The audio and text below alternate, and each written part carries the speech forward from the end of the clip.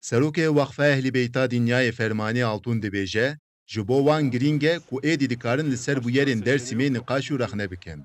Cumhurbaşkanımıza da Başbakanımıza da Em divê mijarê de ji serokwezîr û serokkomarê xwe kêfxweşin. Êdî ew perwerdeya ku ser van mijaran girtibû tune. Em dikarin bi rehetî van mijaran biaxivin. Ji bo vê yekê jî em spasdarê wan in. Altûn bi avayekî êrenî li gavên ku tên avêtin dinêre. bunların Türkiye'de artık tartışmaması. Em êdî naxwazin ku ev mijar li Tirkiye bibin sedema nîqaşan.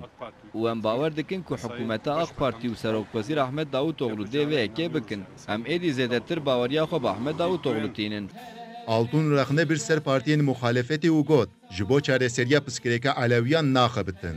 Sayın Cumhurbaşkanı, Sayın Başbakan. Partiyên muxalefetê vê mijarê ji bo xwe wek pirsgirêkekê nabînin û ji ber vê jî ji bo çareseriyê jî naxebitin. Em ji bo çareseriyê hewl û xebatan dikin. Lê em dibînin ku ew dûrî vê mijarê disekinin.